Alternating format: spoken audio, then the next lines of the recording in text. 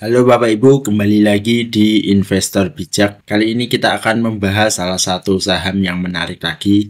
Tapi sebelum kita mulai videonya, saya ingin memberitahu bahwa video ini bersifat informatif, jadi tidak ada ajakan untuk membeli sebuah saham. Silakan riset terlebih dahulu jika ingin membeli ataupun menjual sebuah saham. Oke, baik, langsung saja kita mulai. Saham ini namanya adalah NCKL. Jadi perseroan adalah perusahaan nikel murni dengan kemampuan hulu dan hilir dengan pengalaman operasional lebih dari 10 tahun di Pulau Obi, Indonesia. Perseroan diharapkan menjadi emiten produsen nikel murni terbesar di Indonesia dibandingkan perusahaan tambang nikel tercatat lainnya di Indonesia. Fokus perseroan adalah menjadi perusahaan pertambangan dan pengolahan nikel yang terintegrasi. Jadi NCKL ini merupakan salah satu perusahaan nikel ya Bapak Ibu yang beroperasional lebih dari 10 tahun dan fokusnya itu menjadi perusahaan tambang dan pengolahan nikel yang terintegrasi. Oke, langsung saja kita lihat di valuasinya. Untuk valuasi Bapak Ibu bisa kita lihat di sini PBV-nya itu adalah 1,35. Itu PBV-nya lebih rendah daripada rata-rata selama 3 tahun ya Bapak Ibu. Tapi perlu diketahui sebenarnya ini masih belum 3 tahun di Bursa Efek karena kemarin baru IPO sekitar tahun 2023. Jadi belum ada 3 tahun. Lalu kalau kita lihat di sini PIR-nya itu adalah 6,28. Oke, langsung saja kita ke net income-nya. Untuk net income dari NCKL sendiri Bapak Ibu tahun 2023 dia bisa menghasilkan net income 5,6 triliun. Sedangkan tahun 2024 dia bisa menghasilkan 6,3 dan tahun 2025 ini di kuartal 1 dia bisa menghasilkan 1,6 dan jika dirata-ratakan kuartal 2, 3, dan 4 kemungkinan dia bisa menghasilkan 6,6 triliun.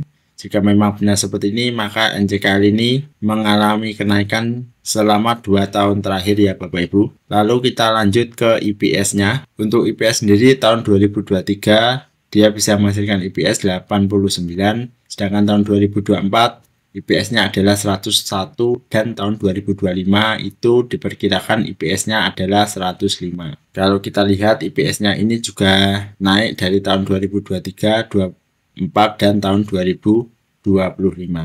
Oke, langsung saja kita lihat di revenue-nya atau pendapatan. Nah, sebenarnya kalau kita lihat dari pendapatan ini sama ya Bapak Ibu. Jadi tahun 2023 dia bisa menghasilkan pendapatan 23 triliun. Sedangkan tahun 2024 pendapatannya adalah 26,9 triliun dan tahun 2025 ini perkiraan pendapatan adalah 28,5 triliun. Nah, jadi antara net income, EPS, dan revenue tadi sama-sama mengalami kenaikan. Itu untuk NCKL. Lalu kita lihat sisi manajemen effectiveness-nya. Kalau dilihat di sini Bapak Ibu ROA-nya itu ada di angka 12,7%. Sedangkan ROE-nya itu ada di angka 21,5%. Nah, asumsi saya jika ROA dan ROE ini lebih dari 10%, maka NCKL ini adalah perusahaan yang bagus. Kenapa? Karena dia bisa menghasilkan ekuitas dan aset yang selalu naik. Seperti itu Bapak Ibu.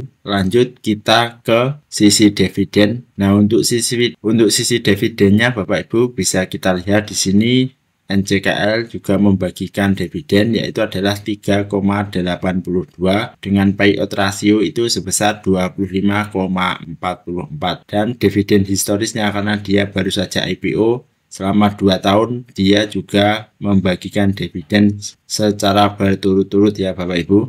Begitu untuk dividennya. Jadi ini adalah perusahaan yang membagikan dividen juga. Lalu kita lihat di analisnya. Dari 25 analis itu ada 24 yang merekomendasikan untuk membeli, sedangkan 1 orang merekomendasikan untuk hold. Sedangkan target analis sendiri itu ada di angka 1000-an ya Bapak Ibu. Dengan harga sekarang 700 maka masih ada potensi yang sangat tinggi untuk NCKL.